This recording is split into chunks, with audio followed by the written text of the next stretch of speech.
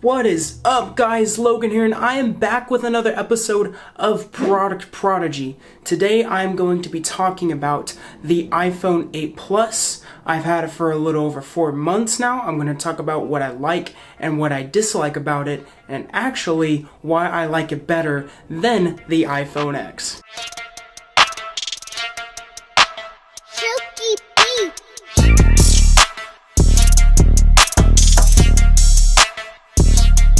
So first we're going to talk about some cons about the iPhone. I only have 3, kind of 2, because one of the issues are gone now. So the first one is some freezing issues. Now I'll be in an app or something and it'll probably just randomly freeze for about like 20 seconds or so, and then it'll go back to its normal state.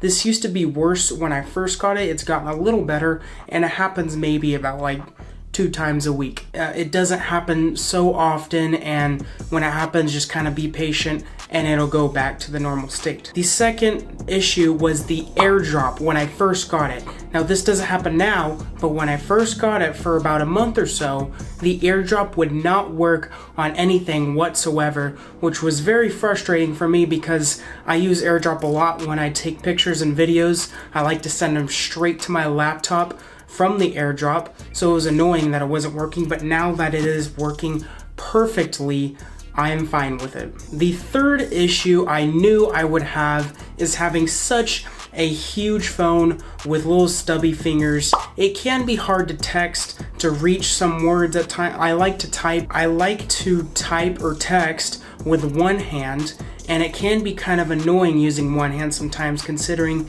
it's hard to reach certain areas, or just clicking on certain apps, like at the top of the screen, trying to use my thumb. It can be a reach at some times. So those were the cons. Let's move on to the pros and kind of comparing it to the iPhone X. So there's a lot of comparisons actually with the iPhone 8 Plus and the iPhone X. Probably the main difference is how it looks. And I will start with how it looks. I just seriously love how the iPhone 8 Plus looks better than the iPhone X. Yes, the image and the colors and the brightness on the screen of the iPhone X does look a little better, a little crisper, a little cleaner than the iPhone 8 Plus. But the iPhone 8 Plus still looks very beautiful, and it does not have that nasty notch at the top. And honestly, I just like how the back looks better than the iPhone X's back, specifically the camera. I do not like the vertical look of the iPhone X's camera. I do like it to look horizontal better than vertical. Also, let's talk about the color. I love this beautiful gold finish that you cannot find on an iPhone X. And yes, the iPhone 8 Plus does have bezels, and the iPhone X does not. But it's just, this has kind of been a thing with the iPhone since the beginning of the iPhone, and it kind of has a similar look to the iPhone 6, the iPhone 7, and I loved my iPhone 6s. So we're just not changing a lot there, but I'll still handle the bezels over the nasty notch on the iPhone X. The iPhone X does have a bigger screen, but by barely, that you can't even notice. The iPhone X has a 5.8 inch screen. The iPhone 8 Plus has a 5.5 inch screen. The iPhone 8 Plus weighs almost 1 more ounce more, being 7.12 ounces, and the iPhone X being 6.14 ounces. But the iPhone 8 Plus is a bigger phone. They both do have about the same battery life of 21 hours, but I have heard from some people that have went from the 8 Plus to the X that the 8 Plus did usually have a longer lasting battery life, and what I believe is that it's because the PPI on the iPhone X and the image resolution is a little better, so that's probably what drains the battery a little more. They do mostly have the same front and back camera specs, the front cameras being at 7 megapixels and the back cameras being at 12 megapixels. And they both record a video at 1920 by 1080 at 30 FPS.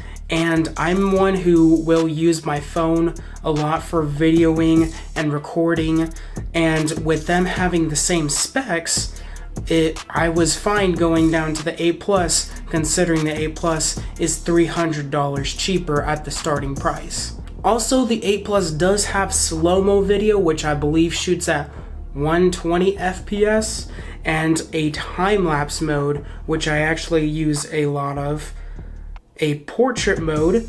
It does have the portrait mode where you can do a portrait of someone with the natural light mode, studio light, contour light, stage light, and stage light mono. And I've actually tried this portrait mode and I think it's amazing and it works great. Lastly, both the iPhone 8 Plus and the iPhone X have wireless charging with quick charge. So I thought that it wasn't that big a jump or worth it to go $300 more to the iPhone X.